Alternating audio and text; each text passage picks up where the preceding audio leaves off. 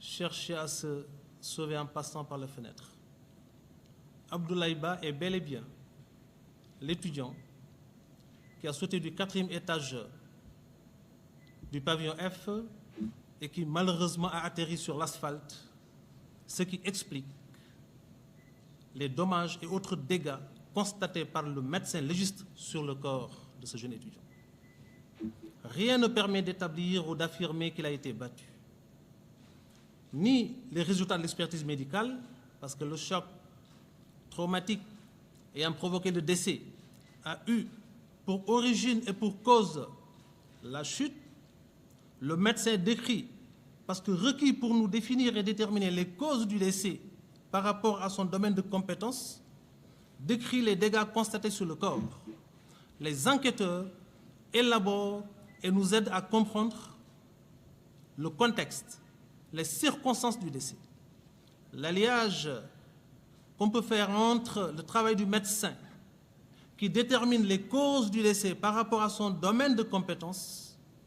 avec ce travail de l'enquêteur qui définit les circonstances du décès par rapport au contexte et à ce qui a pu se passer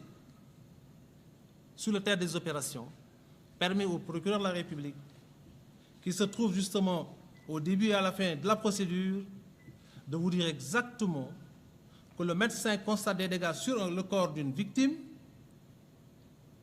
et l'enquêteur permet d'expliquer les circonstances dans lesquelles cette pauvre victime a malheureusement succombé à la suite des dégâts constatés sur le corps et relatés par le médecin dans son document médical. Et les enquêteurs ont été exhaustifs dans leur travail d'investigation et c'est le lieu de féliciter aussi bien le commissaire-chef de la DIC que le commissaire-chef de la sûreté urbaine qui ont pu nous accompagner et nous aider à entendre certains camarades de chambre, encore une fois, de Abdoulaye Ba, qui ont formellement, solennellement déclaré n'avoir pas été battus, encore moins brutalisés par des hommes de tenue, des forces de défense et de sécurité, qu'ils n'ont même pas vus. L'écran de fumée dont on a parlé tout à l'heure et le feu qui s'était déclaré à la chambre numéro 85 empêchait toute possibilité d'entrer dans le couloir de ce pavillon. De sorte que les étudiants qui étaient quelque peu piégés dans cette chambre numéro 83 où logeait le défunt Abdoulaye Ba n'avaient d'autre possibilité, d'autre option que de passer par la fenêtre parce que l'issue de secours qui devait leur permettre de profiter de ce moment pour se tirer d'affaire et sauver ceux qui pouvaient l'être, était scellée sur instruction de certains responsables du COUD. C'est ce que nous avons comme élément d'enquête et c'est en cours de vérification, pour des raisons liées à la sécurité du bâtiment.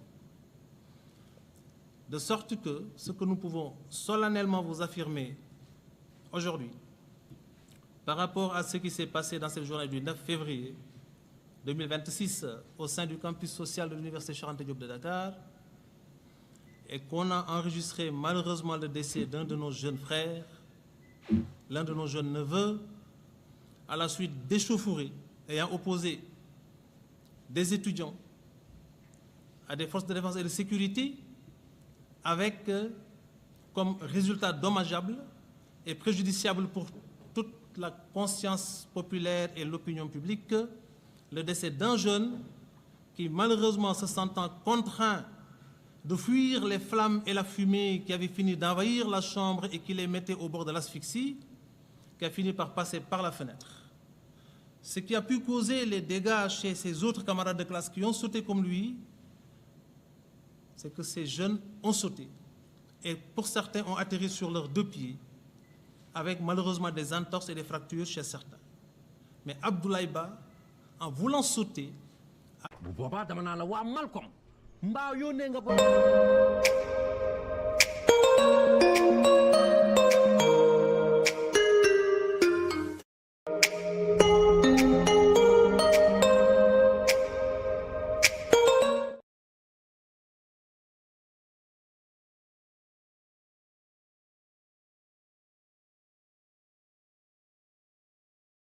quotidiennement sur nos collaborateurs médecins, qui par le travail nous valent beaucoup de satisfaction dans ce que nous faisons comme activité professionnelle quotidienne. Ce qu'il faut juste établir à ce niveau-là, c'est que le travail du médecin n'a rien à voir avec celui de l'enquêteur. Le médecin détermine ses causes du décès et l'enquêteur nous permet de circonscrire les circonstances. Et encore une fois, l'articulation entre ces deux techniques d'investigation, parce que autant l'enquête permet de déployer des éléments techniques, mais aussi des actes classiques d'enquête, autant l'expertise est un mode d'enquête, une technique d'enquête qui permet d'enrichir nos investigations. Donc c'est l'alliage, l'assemblage, l'articulation de toutes ces techniques d'investigation qui ont permis au procureur d'établir de façon formelle que Abdoulaye Ba n'a pas été torturé. Abdoulaye Ba n'a pas été battu parce qu'il n'y a jamais eu de contact physique entre lui et les forces de défense et de sécurité. Sa mort résulte, nous le déplorons, nous le regretterons toujours, d'une chute du 4e étage et il a atterri sur l'asphalte. Ce qu'il faut préciser à ce niveau-là pour clôturer sur ce chapitre, pour la famille, qu'Abdoulaye Ba ait été battu à mort, qu'il ait été torturé, qu'il ait chuté du 4e étage pour perdre la vie, le résultat est le même. Ils ont perdu un fils et ils ont le droit de réclamer justice. À ce titre, ce qui change au niveau de l'approche procédurale et prospective par rapport à ce que nous envisageons de faire, c'est que l'enquête qui a permis de rassembler beaucoup d'éléments